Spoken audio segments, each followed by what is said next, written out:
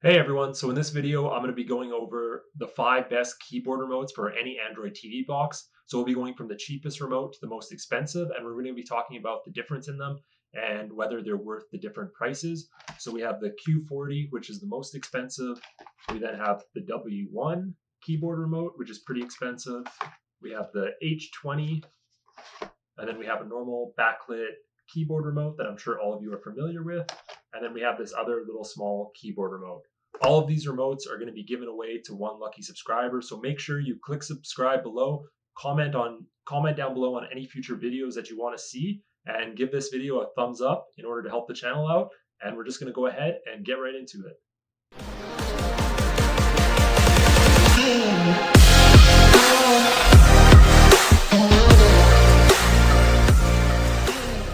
So to get started in this segment, I'm going to be going over 4 factors that the keyboard remotes fall under, and that is the cost of the remote. So how expensive is it compared to the others? The feel and the quality of the remote. So does it feel like it's cheaply made? How does it feel in your hands? We're going to be going over the functionality. So what different functions does it have on the remote, and how does it work on screen? And then we're also going to be going over the overall features of the remote. So does it have any defining features between the other remotes? So to kick us off, we have this little tiny remote. This is the cheapest one, I believe, on the market that you can get. It goes for about $12 Canadian usually, and then around $10 USD. So it is quite cheap, but you'll see why in a minute. So now getting into it, the first thing you can see is on the first side, we have these buttons which can click on screen and easily move directionally. It does have a power button, which works on the box, which is nice. Not all of the power buttons work on the remotes, which is kind of weird. And we flip it over, we do have this little keyboard here with lots of different buttons to use. You have a shift button. You can press FN in order to access the orange tabs.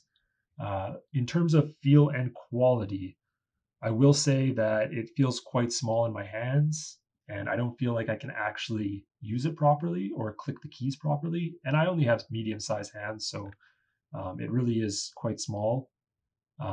In terms of function, it moves really well. The buttons click really well, which some of them you can tell on the cheaper remotes, they don't always have a good feeling when you're clicking them. It does have an air mouse mode, so that's a nice feature. Most of them do, but you can actually move this one around and it moves the mouse on the screen, which is nice because some Android boxes, they don't let you click the top on some of the third-party apps. So that's a good feature to have. Overall, I would definitely say this is the cheapest remote for a reason. It's made of cheap plastic. It doesn't feel great. I would definitely rank this the worst remote, but if you're in for a really cheap budget remote, this is definitely the way to go. Okay, so moving on to remote number 2, we have the classic half moon remote, which I'm sure everybody knows about. So this remote is rechargeable. It does have a little battery pack in the back where you can also usually find the receiver right there that plugs into your Android box. In terms of cost, this one is only about $1 or $2 usually more than the first remote. It is really bright as well. For feel, it feels a lot better in my hands. It's a lot bigger and it feels like the buttons are a tiny bit farther apart, although they might not be. It's just easier to press them with your thumbs a little bit farther. It also has a ton of different buttons. So it does have these rewind buttons, which most remotes don't have, which is nice inside of STV emulator or any of the other third-party apps. As well, obviously you can see it does light up, which is nice if you're using it in the dark. Not every remote does that, although I do believe all of them on this list do. As well, as you can see on screen, it moves really well. I'm a little bit farther away from the box, and I'm testing all these with the box hidden to make sure the receiver works well. And then in this one, in terms of features, it doesn't have the air mouse, but it does have this little pad up here, which actually does control the mouse on screen, as you can see. And then you can actually click on the pad, and that will act as the enter button in order to get back. So overall with this remote, the plastic does feel quite a bit cheaper than the other one, but the feel in your hand is way better. So this one definitely would be the second best one, or the second worst, I should say, but the second best so far. But we'll go on, and now we're going to move on to some of the more premium remotes. Okay, so before we get started on this last one, make sure you stick around to the end of the video. The last remote is really awesome, and you really want to check the last 2 out if you want to get the most out of your keyboard remote.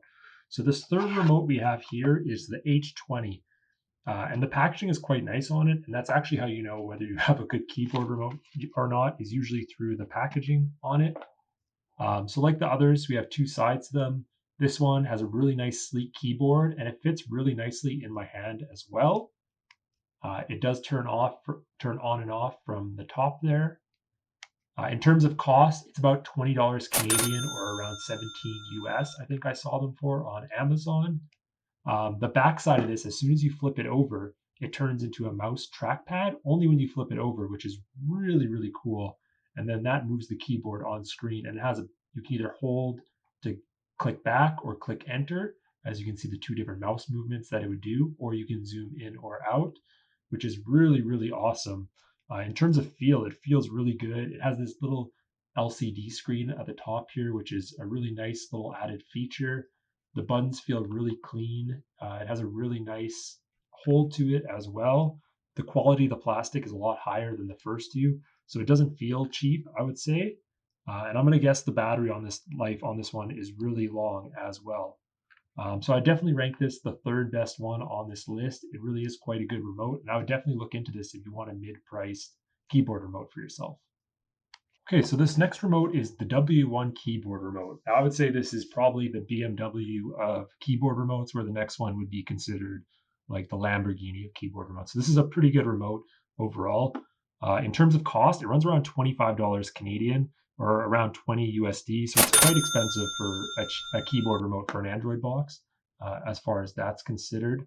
When we flip it over, we have really nice big keys, which is nice if you do have bigger thumbs. So not for myself, but some people are going to have bigger fingers and they're really going to like these nice big keys and they're easy to read, which is definitely really appreciated. It fits really well in my hand as well. It has really nice finishing right here. The volume button is a really nice design. Same with the power button. Overall, this definitely has the best feel out of any remote so far. You can see how it moves on screen as well. This one does have an air mouse mode like the first one we went over, where you can zoom on screen like this, just moving the remote around, which I know a lot of people like being able to do. Overall, this is definitely the second best remote. You're definitely going to want to stick around to see the last one. Make sure you finish watching this video. And like I said at the beginning, subscribe below if you want a chance to win one of these remotes. This one, well, not this one, I'll send you a brand new one, but it'll be shipped right to your door and you'll have yourself a brand new keyboard remote. So make sure you subscribe, like, and comment in order for a chance to win it. So let's check out the last one. Okay, so moving on to the last remote, we have the Q40. Now you can see this remote's actually quite a bit bigger than the other ones in terms of length. And it's a really, really big size, which you think would be a bad thing, but it actually fits really nice in my hands. The feel is really great on this one, and I feel like I can easily touch the keys. Now, in terms of price, you're going to see quite the jump on this one. It's about $40 Canadian right now. You can get it as low as 35 and then about $30 USD. So this is quite an expensive remote compared to the other ones, but the feel and the quality is just so much different than the other ones, as you can see. On this one, you also have the touchpad right here, which I haven't plugged the USB receiver in because I want to show you one of the features that this remote has that the others don't. On this USB receiver, you can actually see right here is a little button. So what we're going to do is we're going to plug this into our Android box. Now, if anybody's ever lost a remote before, you know how frustrating it can be. Now, anytime you lose your remote and you can't find it, all you'll do is press this little button on the USB receiver while it's plugged in, and it's going to start buzzing off. And that's actually only going to stop until you touch the remote.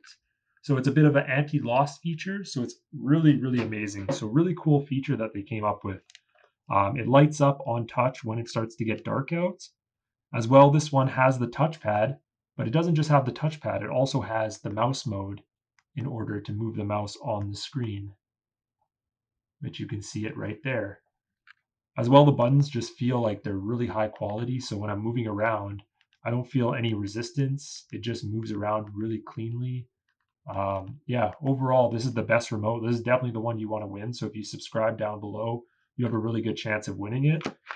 Overall, in terms of cost between the three, so if I want to bring some of these back in here, I would say if you're looking for a mid-price remote, definitely go with the Half Moon keyboard remote that we went over. That was number 2 on the list.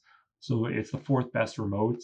It's cheap, it's reliable, if you're not worried about having to replace the remotes, then you know what? That's definitely the way to go. But if you want to treat yourself and get yourself some better features, I would probably honestly just skip these two and go right to the Q40. Now I'll be selling these on my website in the next little bit until I get a big stock in where I can stock Amazon as well. For now, I'm not going to be selling these, but I will be giving one away. So once again, one more time, click subscribe below. It helps a lot. Thank you guys so much for watching this video. If you liked it, give it a thumbs up, and I will see you guys in the next video.